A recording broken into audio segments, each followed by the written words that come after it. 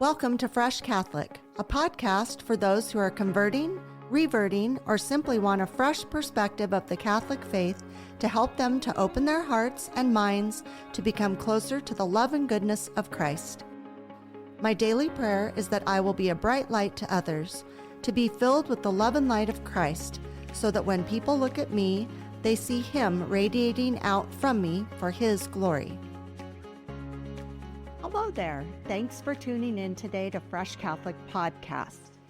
For the next few weeks, I am going to be rebooting some past episodes. Simon and I are heading out on our traveling adventure.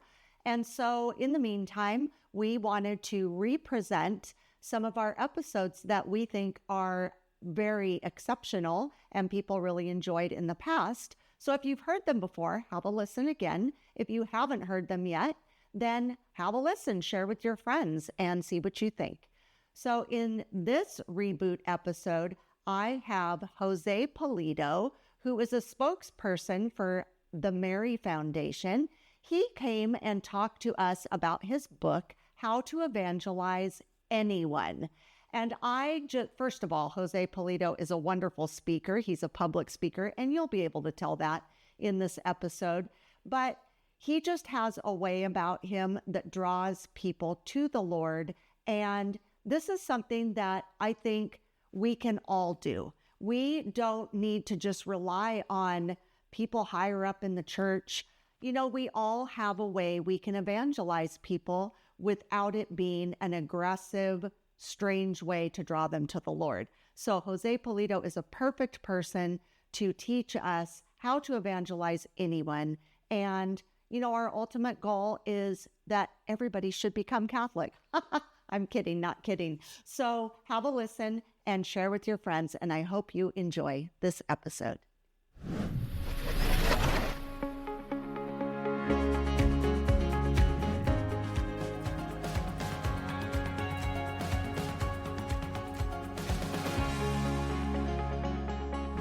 Hello and welcome. I'm Lori Balderas, and I'm so happy you're here. Not a big surprise, but I have another guest today. I'm once again excited and feel so honored that he's going to be sitting down with me. He's a very busy man, but I would like to do a little introduction about him. So my guest today is Jose Pulido, and he is a former atheist and Yale MBA graduate who became a pioneer in teaching super effective evangelization skills after a mystical encounter with the Holy Family. I can't wait to get to the bottom of that. His methods combine modern research with timeless wisdom of sacred tradition. In his book, How to Evangelize Anyone, which I have here, he shows Catholics how to dream like Joseph, talk like Mary, and make all things new like Jesus Christ. With this formula, we can experience incredible transformations in our ministries, organizations, and our lives to feel relief, joy, and peace. All things I'm personally looking for. Jose is a spokesman for the Mary Foundation, supporting their work in sharing sacramentals and evangelization materials throughout the world. He is also a senior advisor at Omnia Catholic, a social media ministry aimed at supporting young adult ministries. He is a frequent presenter on the University series in the Los Angeles area, a series aimed at supporting faith formation for adult Catholics. He is also a member of Fruitful Futures Project, a nonprofit dedicated to helping others find fruitfulness in their callings. Wow, that is a lot. Anyway, I'm very honored to have him here today, and so sit back and have a listen to my interview with Jose Pulido. So here I am with my guest, Jose Pulido. Thank you for coming today. Yes, thank you for having me, Lori. I just did this long intro about you, and at the end I said, wow. Oh, really? Because I was thinking that you have a lot on your plate. Yes, my plate's big. I have a big appetite. I see that. So I was just saying how much I appreciate you taking the time to come and And talk to me and my listeners. I'm really excited about this. I always say that. My audience is like, Lori is always excited, but I am. that's I so have I important. have an exuberance for my guests. Yeah, and excitement is good to spread. Yes. You have a choice about what you consume. You can Yes. either be down and stressed, or you can actually take a moment to treat yourself to something uplifting. Right. And also when I choose my guests, I was just telling one of my future guests, I had my pre-interview with her yesterday, and I was saying, we get contacted by many people Mhm. for to be a guest, and I like a wide variety of guests. And I like to have people that I think not only am I going to be interested in what they're talking about, but that my audience will be, and that it will build the kingdom, as I call it. So, that's why I have a wide variety of guests because I know my listeners have a wide variety of interests. Mm. So I am very interested in you and your book. Here's your new book. Yes. Hold it up and tell me what you were just telling me about this book. Yes, that in the first 24 hours, it became a Catholic bestseller. That's amazing. Bravo. And also you were saying this was the first time you've held it. Yes, the Mary Foundation and I have been in just such a rush to get it out to people that, rightfully so, we prioritized the people who needed it. So this is actually the first time I see it. That is very exciting. And I have to tell you, I went and picked them up today. They arrived today, just in the nick of time. Yeah. So we can be holding them.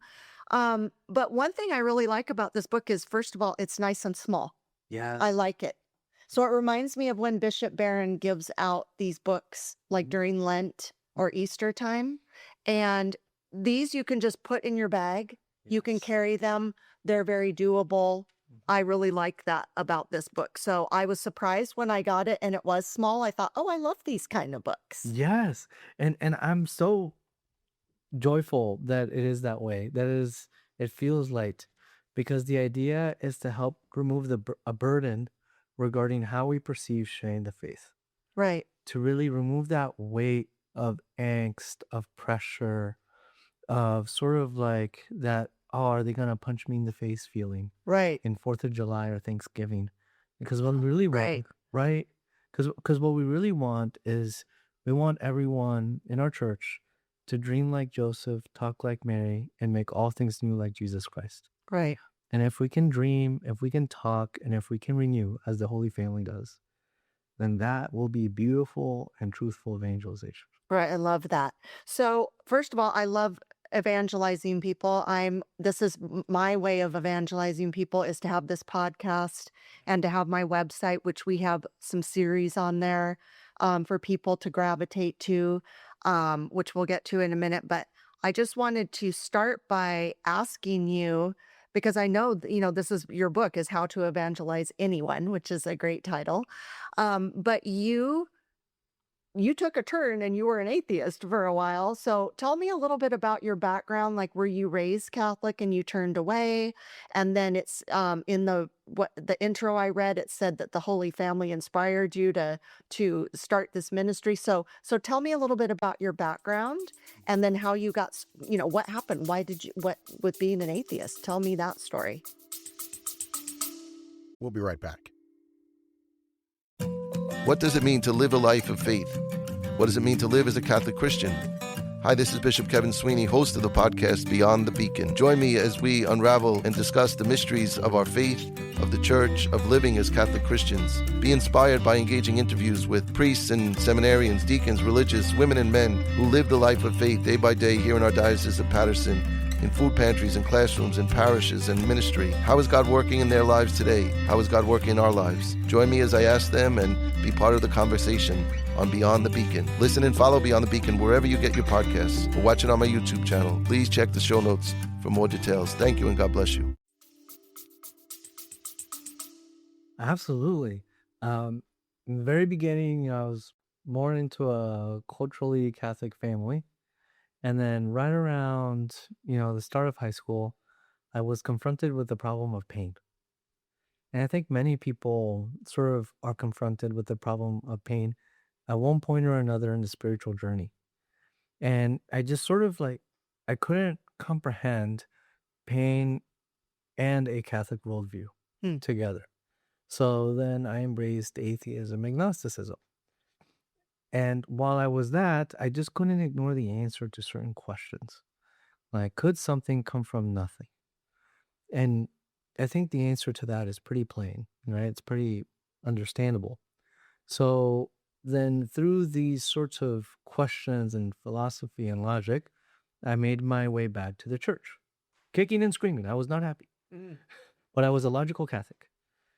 And then sort of like after becoming a logical Catholic, then I started sort of like another journey.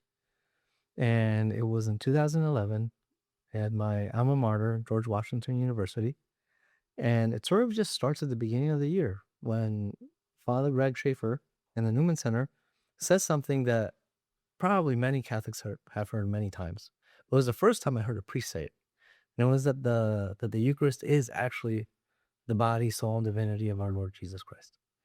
And I had read it many times. I've seen many videos on it, but it was just different when he said it. And that really just goes to show just the power of the priesthood. That a priest can declare something that you might have heard many times over, but there's just some grace infused in there, some authority infused in there that really helps you then make an emotional connection. And that's the thing. I was a logical Catholic whose heart hadn't started beating. So then that's when it started beating towards the Eucharist. Now, at George Washington, there were focus missionaries. And in the fall of 2011, I started connecting with a missionary called Bryce Garber. And I was sharing with him certain hesitations regarding having a devotion to the Blessed Mother. And I still remember this quote. He told me, you will never love her as much as her son loves her. So just floor it, right? And that sort of like made me feel relief about having a deeper connection with our Blessed Mother. So then my heart started to beat that way as well. And then in December time, again with Father Greg, I was entering into some discernment, and he suggested I do this novena to St. Joseph. And for viewers out there, it's the EWTN novena, where each day is like a page. Has a big thing. And I learned a lot about St. Joseph and loved him. So then my heart started to beat that way. So then I had a connection with all the members of the Holy Family as individuals. It all came to a head in December 24, 2011, Christmas Eve Mass, Midnight Mass. And I had an incredibly powerful experience there with the Holy Family. Basically, they saw and healed and answered some of the greatest pains and conflicts I had in my heart. And then from that, then, that very much affected how I viewed evangelization. Interesting. Yeah. The short of it is I was in the Gothic Cathedral in Barcelona, and I felt very separated from my family, and Satan was gloating like, oh, I separated you. You can never have a great family. And then at that point, I felt the presence of the Blessed Mother and St. Joseph. And she explained to me that I have actually always been a member of the Holy Family. So I've always been part of the perfect family. Right. Beautiful. Yeah. And I think that though it was a personal message to me, like really anyone who's baptized is that, if you believe, because in baptism, you're a member of the body of Christ, and if you still believe that the Blessed Mother is your mom and St. Joseph is your dad, so we're all members of the Holy Family. And then there came a second trial in that Mass, which was, you may be, like, again from Satan, you may be a member of the Holy Family, but you'll never be able to love them because you're such a sinner.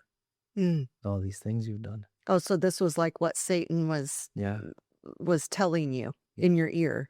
And then again, I felt Mary and Joseph quite strongly.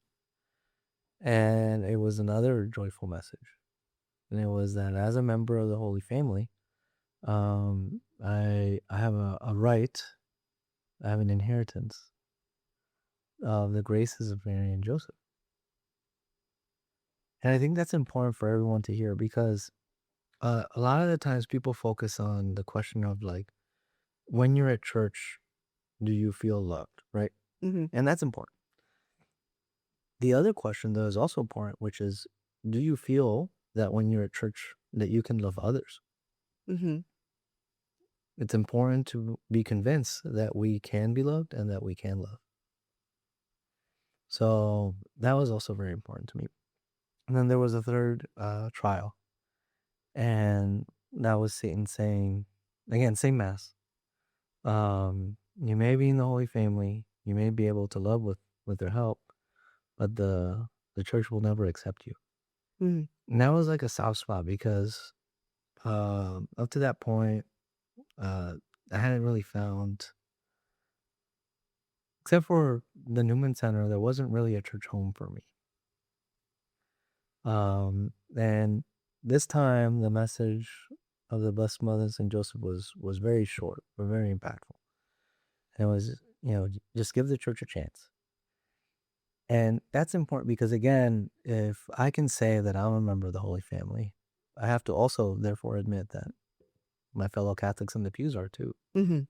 right? Right. So then finally, their love and truth shooed Satan away. And then I felt called to receive the Eucharist. Then again, the Eucharist is Jesus, right? Right. So then I felt Jesus in me and the love of the Holy Family outside of me. It's kind of like in the Gospel of John, Mm-hmm. in that, Last Supper homily. And then I went back, and then that affected me because then there was the fifth lesson. The fourth lesson was the Eucharist is real, right? Mm-hmm. Like truly. But the fifth lesson happened after.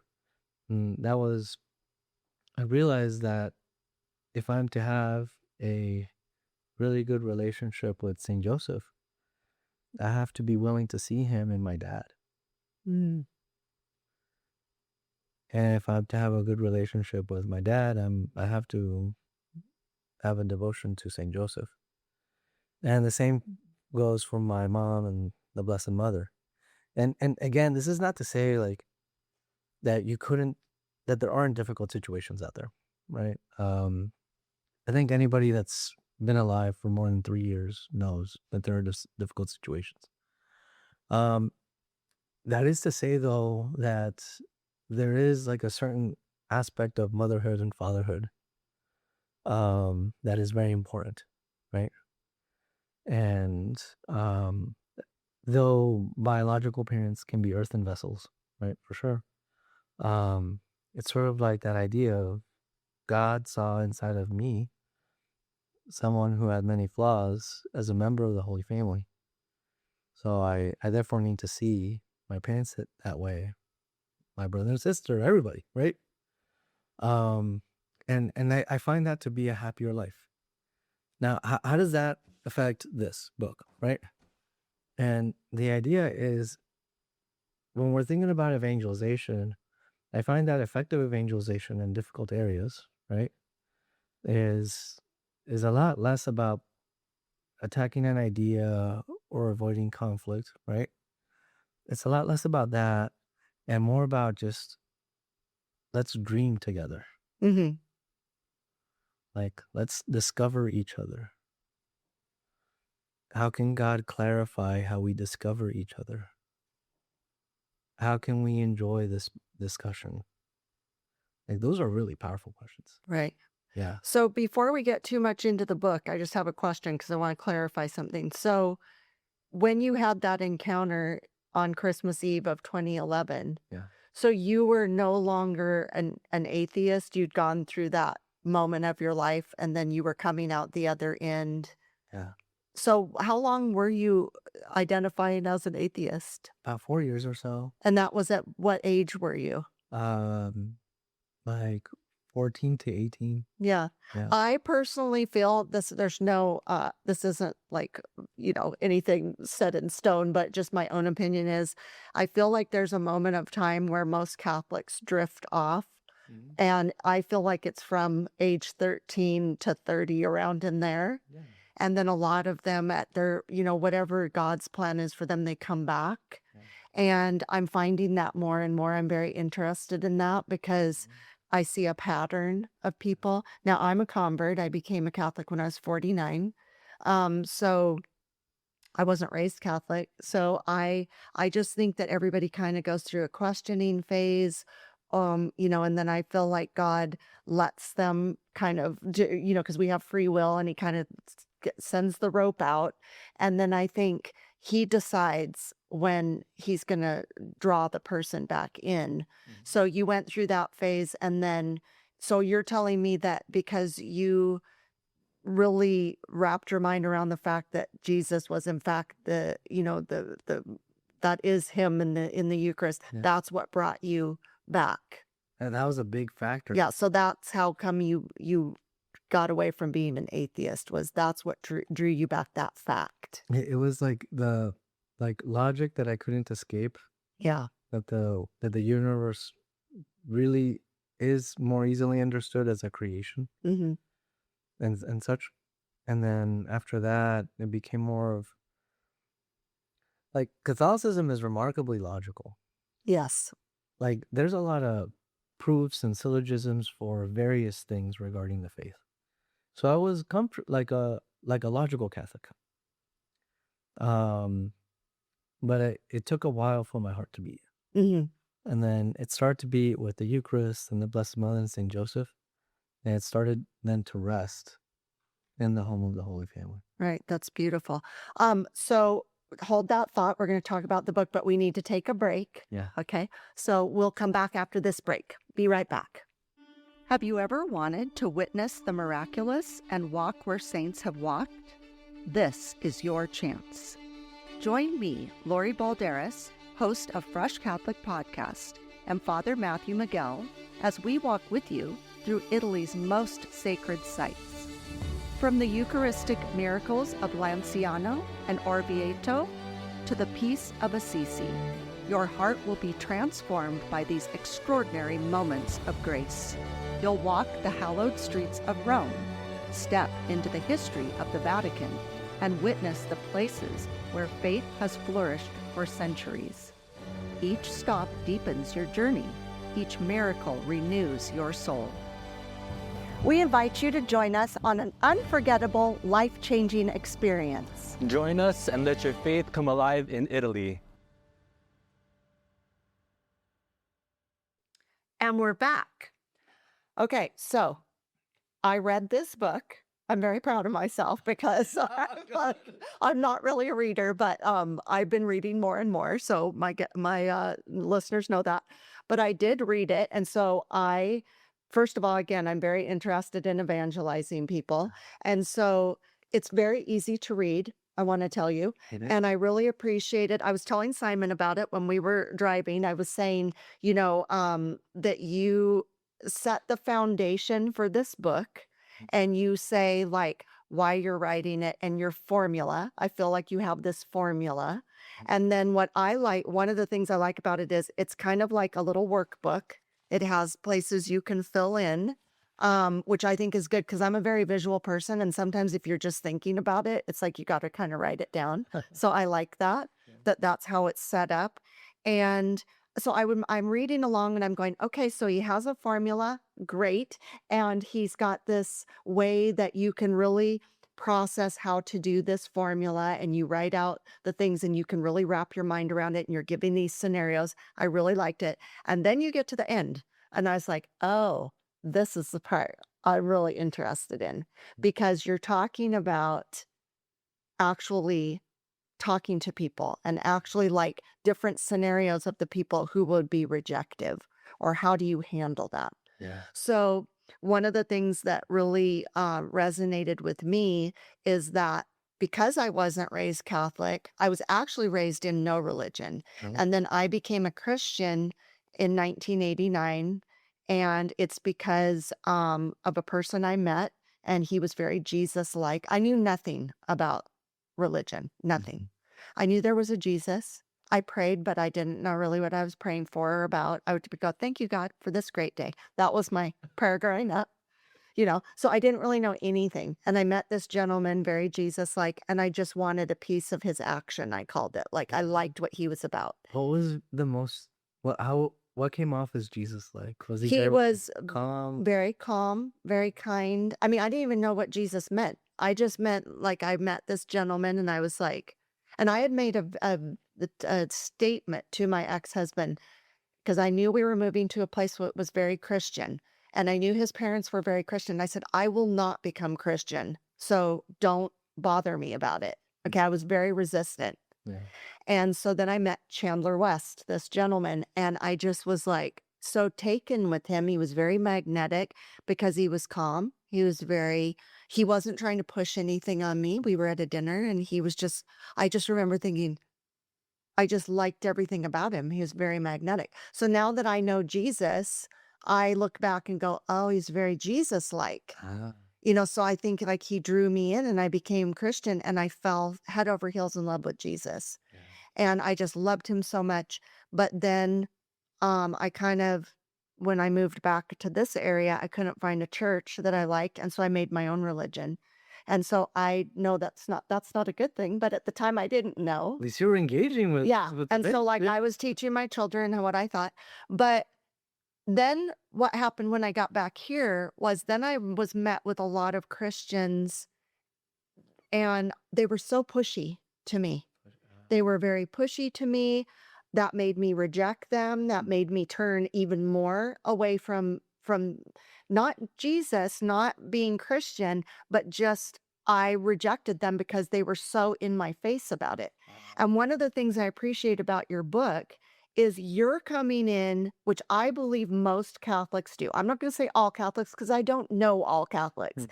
but I would say the Catholics I know come in very soft. Mhm. And they come in in this soft way because ultimately it's Jesus that's drawing them in Mhm. his timing. Mhm. We might be a conduit. We might be a magnet. I pray every day, please help me to be a magnet to you, Lord. Yeah. Whatever I can do here as a human person to be a magnet, to draw people to you for your glory, that's what I want to do. Mhm.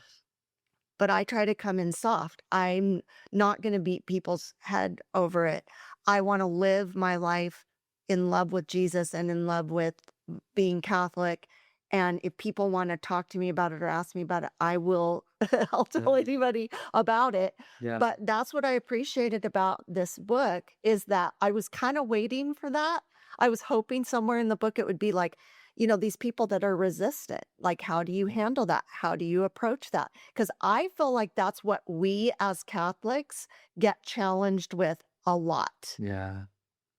And we need to have the answers, and they're the answers. They're not your answers, my answers. They're the answer. Yeah. It's because this is what Jesus wanted. This is how God created things. Mhm. Who are we to second guess God?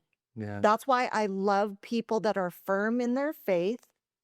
And it's not that you want to be combative or hateful or, we get labeled with a lot of things and a lot of judgment.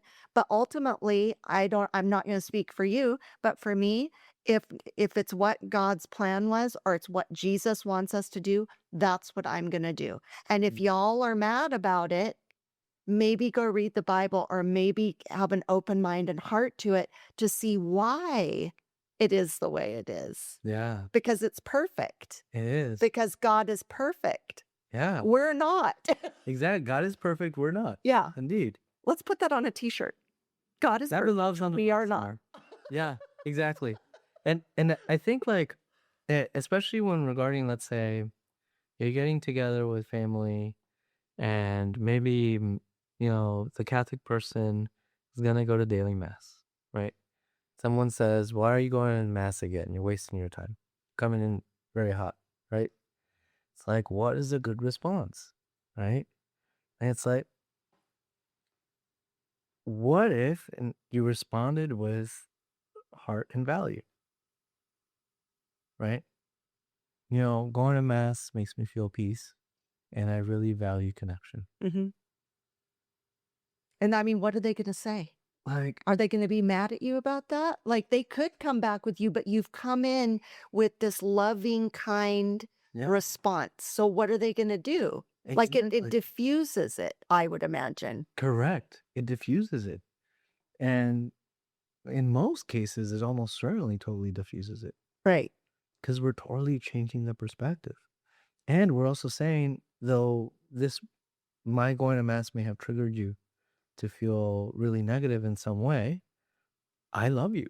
Mm-hmm. And I'm willing to share about me so that we can have a better connection, Mm-hmm. so that we can understand this thing. Other great apologetics, my favorite phrases are, "You're right," and "I don't know." Like, fantastic things to say. Because because the person who's positing an impediment to being Catholic, um, one, they would never consider you saying, "I don't know." Uh-huh. But then you say it, and it's sort of like, I thought we were gonna fight, Right. but I guess we're not. Again, it's diffusing it. Diffusing it. Right. And I don't know is particularly helpful because then you could sort of like invest those 10 minutes that would have been fighting into giving the other person a good listening to. Right. It's like, I don't know. Where did that question come from? Tell me about it. Right. And you can spend like the whole 10, 15 minutes just understanding them. Now you have a lot of information. Maybe the question even changed. You get the real question. Right. And it's like, hey, I gotta go, but how about we have coffee a week from now and discuss that? Right. Then you can go research. The church is a treasure trove of knowledge, understanding, and wisdom.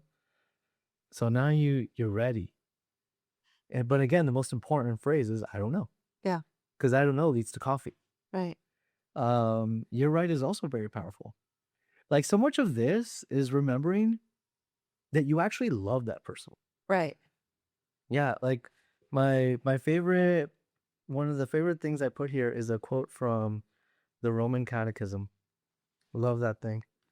The Roman Catechism is from 1566 and is the gold standard for tradition. So all you rad trads watching this is for you. Rad trads. I like it. Right. So this is actually from Preface 10.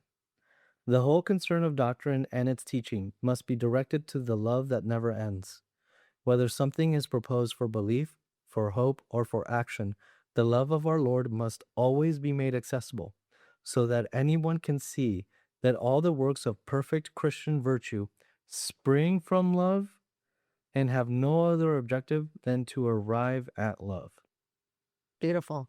Right? So it's sort of like when we're thinking about, again, we have a lot of things to confront in society, Mm-hmm. a lot of evils, a lot of wrongs. So what this quotation reminds us, especially from something that we can really rely on as authoritatively the church tradition, is that though there may be great evil out there in ideas and debates and discussions, etc., fundamentally we must start with love in our hearts before engaging that person. And as we're conversing, we should have love as an end goal while we're sharing the faith. How can we share the truth so that it is healing to that person? How can we build up that person? Something that strikes me about our Lord is he has used scripture, like in the Bible, right? There's at least one circumstance where he uses scripture to build someone up. It's like, how often do you hear that? It's like, hey, you should learn your Bible in apologetics so you can build someone up. So you can tell them, hey, you're right. The Bible says here that you're right. Totally different approach. Can this work? So I went to graduate school at Yale, and not a Catholic school.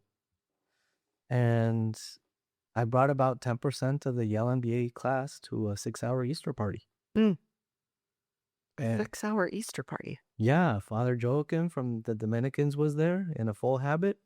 The only things that were not invited were marshmallow peeps because I wanted them to know that we're celebrating a historical event.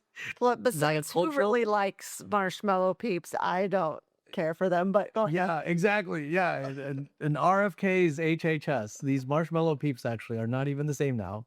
No food coloring. So, anywho, like, they attended, and I shared with them the gospel in words they could understand. Right, like a historical event occurred that meant that God became man and died so that you, myself, all of us may have a shot at a perfect relationship with God, each other, and even ourselves. And that's what we're remembering today because he came back to life. And of course, like most of them were not even Christian. Mm. So following that very short address, then we had great conversation. And many of them started to attend church. Like, start with love, end with love. So important. Dream, talk, and renew as the Holy Family does. So important. When you look at evangelization that way, it's really an opportunity, an invitation to really make your life more flavorful, more joyful, more exciting. Right. I also believe that because I'm going to get to something in after our next break, but one of the things I often think about is when I am out in the world now as a devout Catholic, like I was telling you when you got here, you brought us these little medals, and I said I'm going to put it on my chain of medals because I wear them, and they are a conversation starter. People will say, oh, I'm wearing a crucifix, so that's the universal sign of I'm a Catholic. Yeah. And so like, oops, Sorry, I was crossing my it's side. okay. So, I wear these, and then the medals, people always want to know what they are. And I tell them, well, why do you wear those? And I tell them, so it's a conversation starter.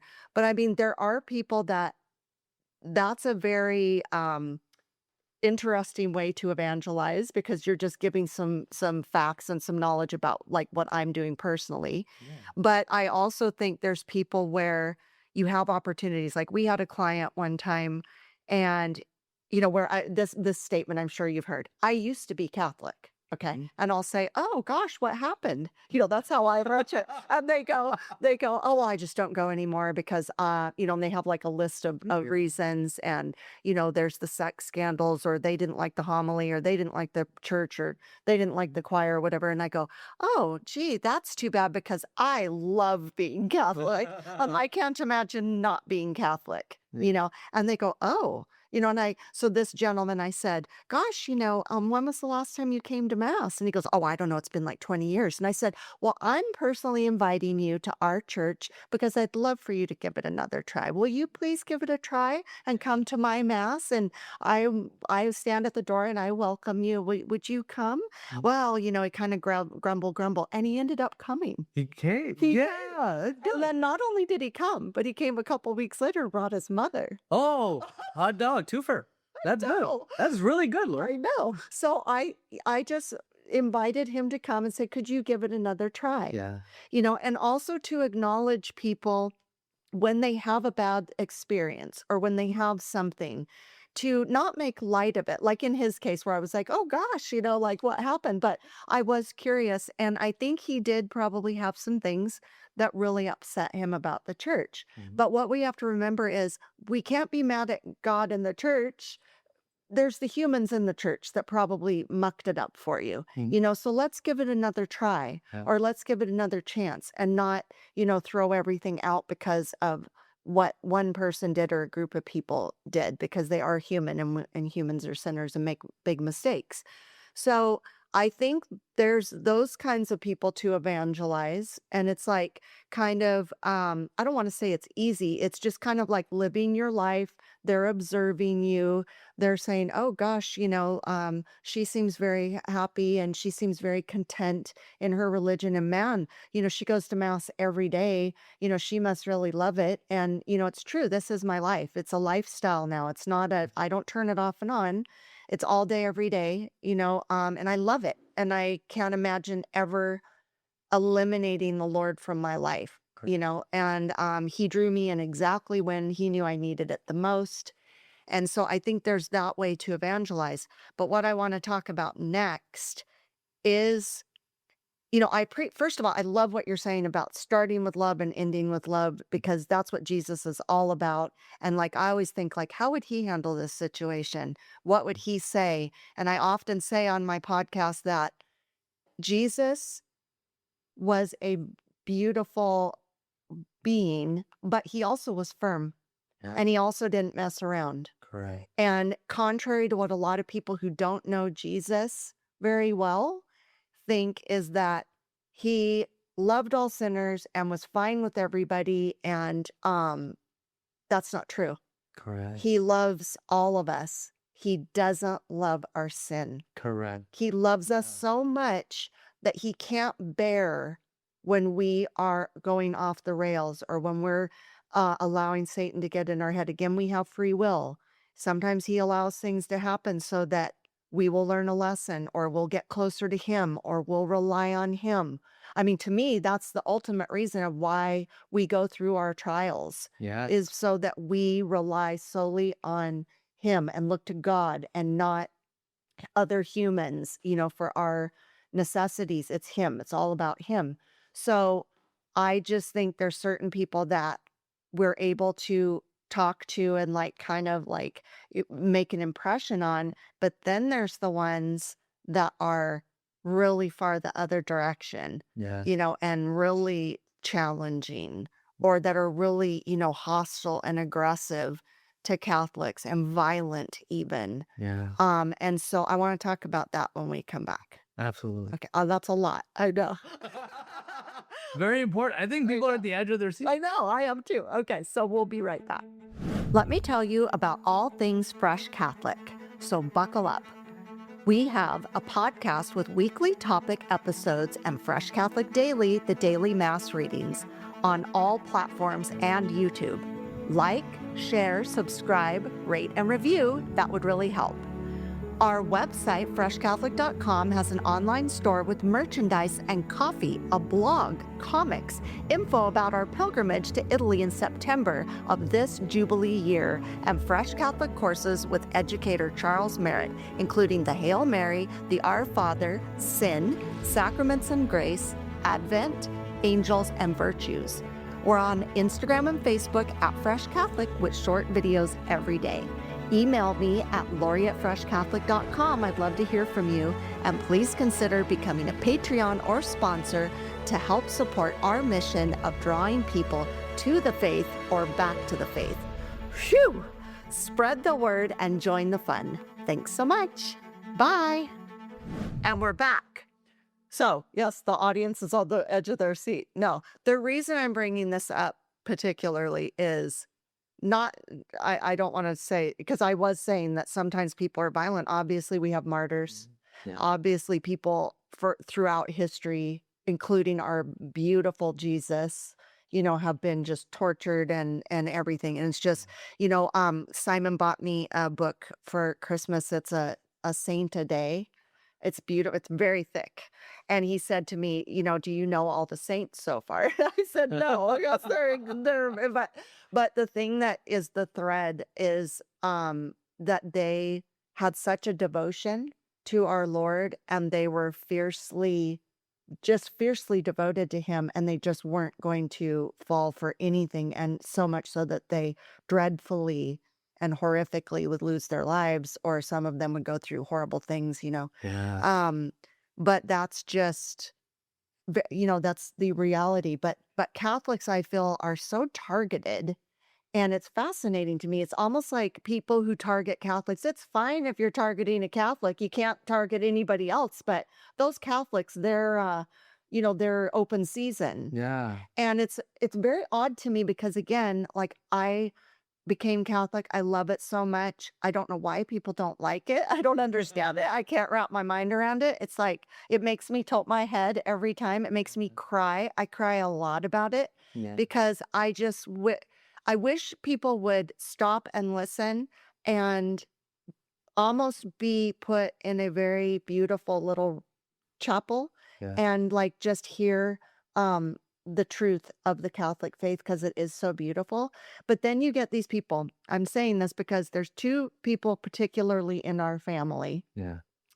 um, that are very opposed to this religion. Okay. And I handle it one way, and it's the only way I kind of can handle it. And I pray for them every day.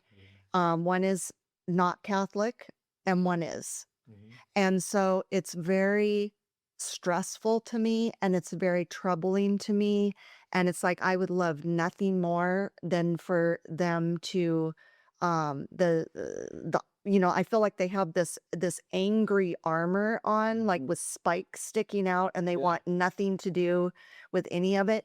And so the way I handle it is to again be firm, be firm but loving about it, Mhm. and kind of what I pray about for myself is that it won't get in under my skin, Yeah. and then I put up boundaries about it Mhm. because it's very hurtful. Very It's very harmful, especially with something that I love and value so much, and to be mocked for it. It's your everyday. Yeah, to be Every day you're mocked and actively Catholic. attacked about it and undermined about it. It's very sad Sad. because the people that are doing this, I love both of them very much. And I wish they didn't have this attitude. But those are the people where it's like, Mm. I don't know, like, I think this formula could still work, except for they don't even want to hear it. Like I'm saying, the other group we talked about before the break were the people where they're kind of like, oh, or their ears kind of perk up, or they're Yeah. kind of like, whether they're willing or not, they're kind of willing. They're kind of like, huh, what's this lady about? Let me, like I'm interested. And they kind of are hesitant, but they're not aggressively just like, Yeah. again, mocking, bashing. Mhm. How do you deal with those people? Yeah. Like, do we kind of give them we love them. How you said we Yeah, love but them. I'm like really excited to love them too. Yeah. Like because in this book I have like a story where I was meeting in my first job. I had a lot of networking to do. I went to a lot of events, and this gentleman was a PhD level scientist, worked in pharma, and Oh, yeah, I love that story. yeah, Yeah, go ahead. and we shook hands, and the first thing we said was, "Hello, my name is blah blah blah." Mhm. And then somehow he found out I was Catholic, and his response to that was, "I could never be religious, especially Catholic, because of how the church treats science." Mm. And then a mere 7 minutes later or so, right? He says, Jose, if I were to be religious, it would have to be Catholic because of how the church treats science. A complete 180 reversal. Yeah. Even using the same exact sentence structure. Right. And the reason is I gave him a good listening to. Like thoroughly understood him. To the point where he felt safe enough to then bring up a document that the Conference of Bishops from the UK wrote on a particular topic of scientific research. I know you haven't read that, Lori. No. I haven't read that either. None of you have read it.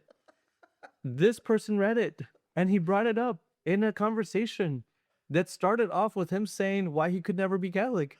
And now he brought up this obscure document to say, hey, maybe I should. And that's the thing, when people like sort of like say like, they're really aggressive, give them a good listening to. Now, sometimes giving a good listening to doesn't help, right? Because there's just a lot of strong feelings, especially if there's like an objectively traumatic wound, right? And at that point, you want to deepen the conversation regarding safe things. You could talk about cookies and you can eat them and you could just say they're sweet, right? Or whatever. But you could make it go deeper. You could say, yeah, this is my grandmother's recipe from this country. And I feel connected to that recipe because of this value or that other value or something like that. So now you're having a really profound conversation about cookies.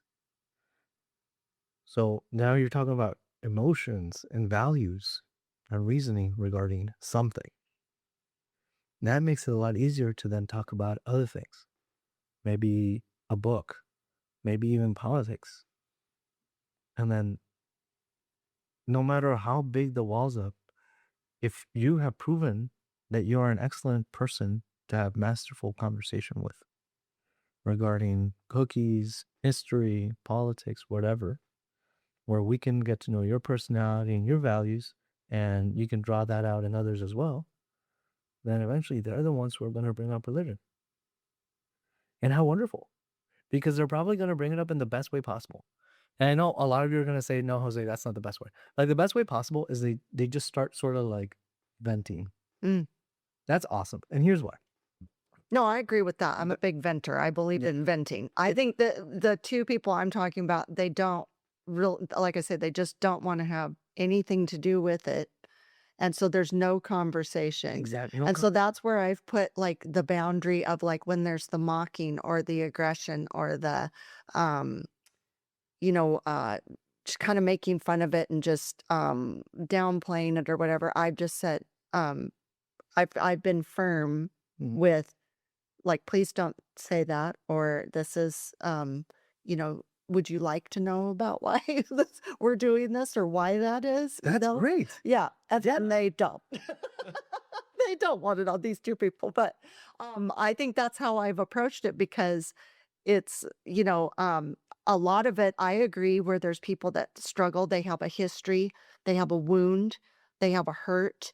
I can see where, these two people in particular, where their issues are, which I think is very sad, because I think, who better than to heal them than the Lord? But I do believe it's in his timing. I do believe that Satan tries to get people, to have these angry, aggressive thoughts, whether it be about religion or other things, to have the, because he's the divider.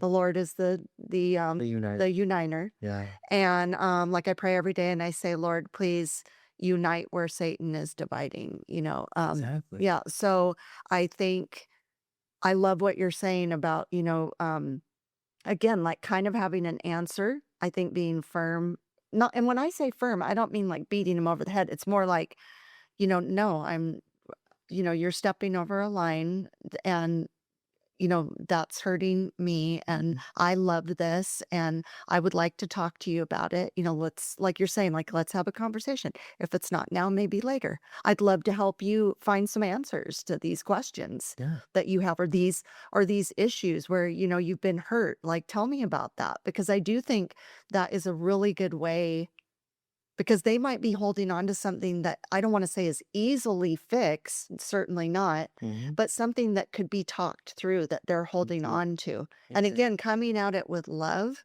Also, I believe that a lot of people are misinformed. They've been lied to by other people, maybe on purpose or not. Sometimes people are teaching the wrong thing, the incorrect thing. It's not factual, and a person gets that in their head and they think one thing, and it's not even a thing. And it's like, oh, if you said that out loud, I would be able to tell you that. Yeah, exactly. Yeah. And that's coming at it with love, because I think I try to also think, what would Jesus do? But like, how would he handle something if somebody's coming at him? Like, what would his response be? His response. Yeah. I think like in all situations, right?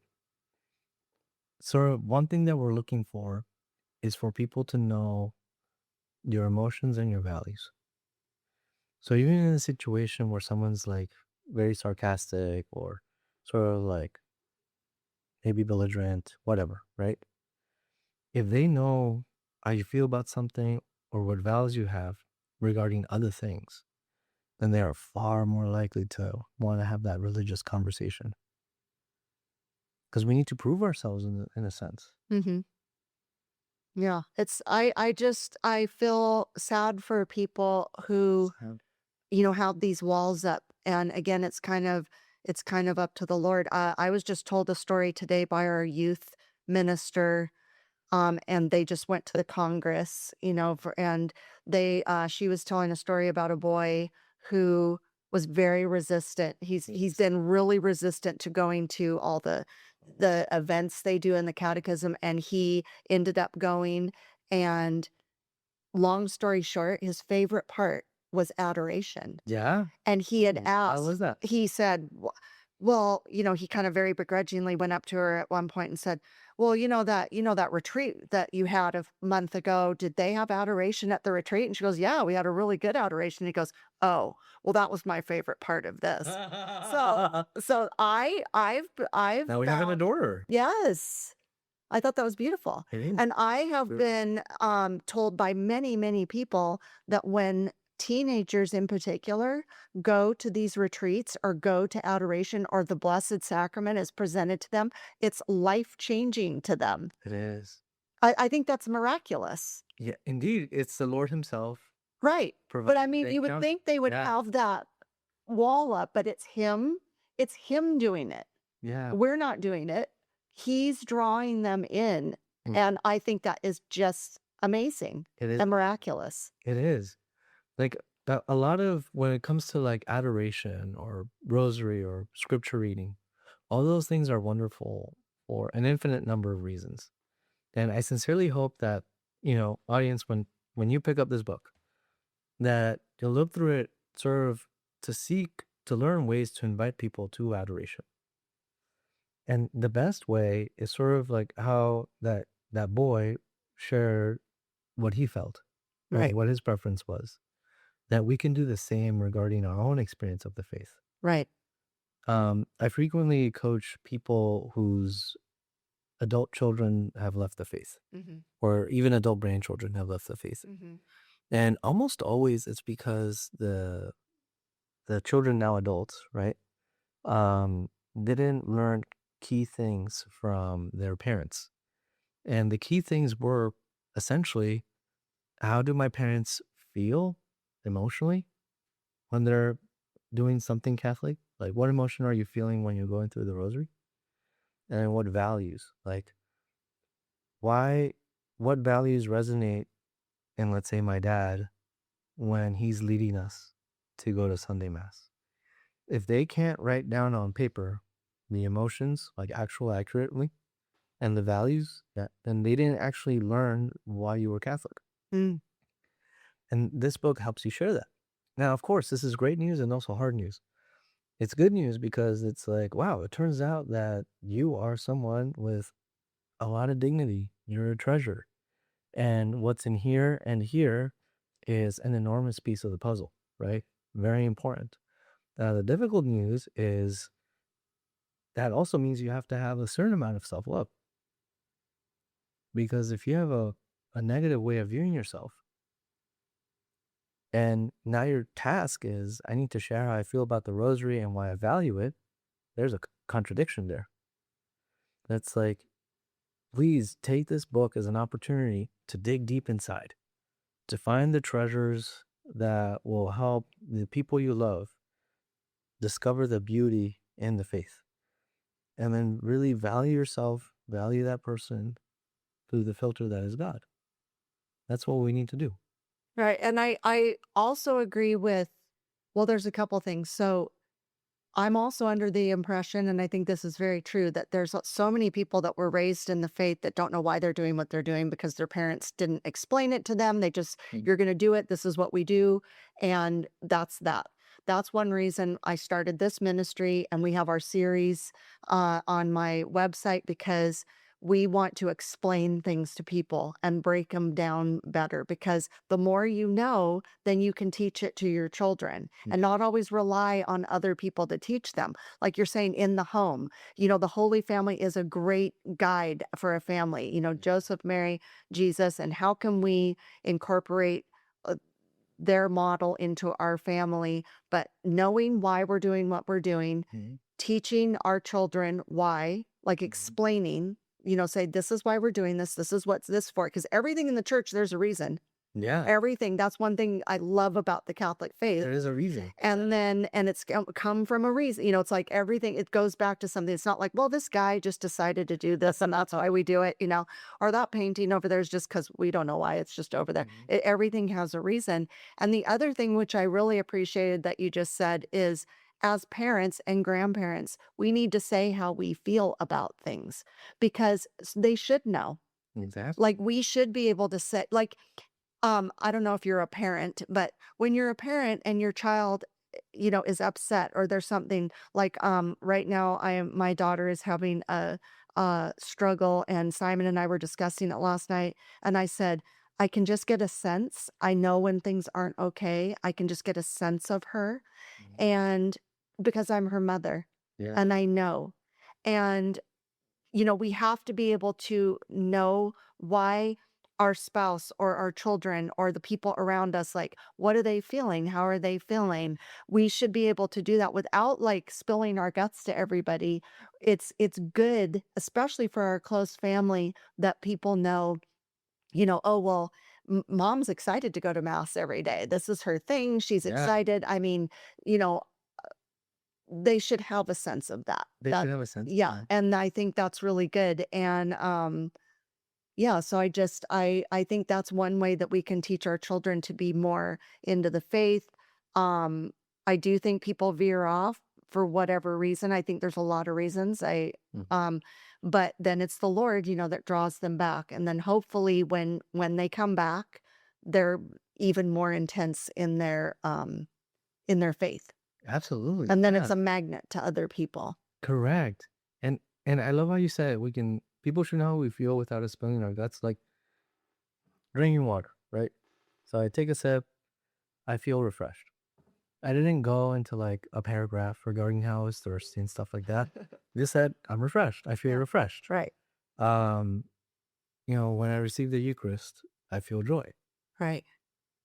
Very brief. It doesn't have to be a lot of stuff, but people need to know where is that personal connection.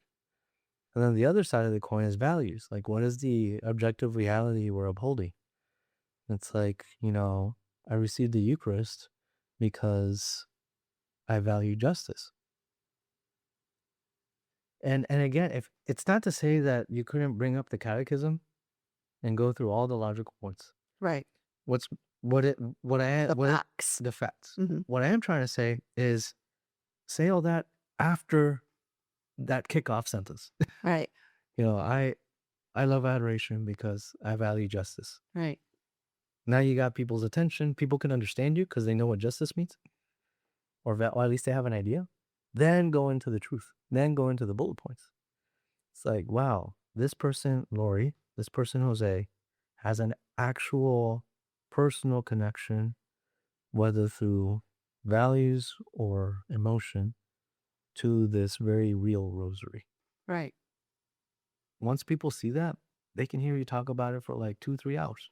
Well, and I feel like the more, again, if we talk and say our emotions to our children or our spouse or the people around us, then they understand why, instead of like, oh, I have to go to mass. Oh, I have to do, it's like having that joy, having those, about different things, then that draws people in, Exactly. And it's also very satisfying and healing for them. Right. That's the key thing. It's both. It's satisfying and healing for both people. Mm-hmm. If someone is evangelizing adult children, etc., when that someone shares about their feelings or their values, that adult child isn't just learning about the evangelist; they're actually learning about themselves. Right. Because parents are perpetually sort of like a personal point of reference. It's like I'm learning about dad, I'm learning about me. Right. That would solve a ton of issues, right? Right. And then the other part is, even if you're not evangelizing your own children, grandchildren, you're just evangelizing your neighbor, right? Mhm. Feelings and values are like easy mode, because they are easily understandable. Zero catechesis needed to understand that Lori's feeling sad or feeling joyful or feeling at ease or feeling angry. You don't need catechesis for that. Mm-hmm. Same with values. Oh, Lori values connection and she values faith. and she values relationship. I don't need catechesis to understand that. So with those two very powerful positions of sharing emotions and sharing values, you have a really strong bridge to carry that conversation. And again, it's how can it be life-giving for all of us? Right. How can we all feel respected, affirmed, and loved? That's important. Right. Well, Jose, I could talk to you for days on end, but we have to finish this. So, poor Simon. Me too. I could talk to you for days. Okay, that's good to know. I'll have you come back. Yeah. Okay. So, is there anything before I let you go that you didn't get to say that you would like to say? Yes, absolutely. First, I really want to share my gratitude to the Mary Foundation, the publisher of this book. Everyone there and we really value generosity and sharing the faith and stuff like that. So it was a natural partnership. Please go to catholicity.com to order the book, right? And we'll put a link in the show notes. Exactly. And then the other part is I'm highly accessible. Whether it's for, one-on-one evangelization coaching or retreats, or I also do catechetical support retreats or workshops. So you can find me on Instagram, share.faith.now, or via email, which I'll give to Lori to also post. Excellent. Excellent. Yeah. So grab this book, get them for your friends and your family. Get a stack. They're small.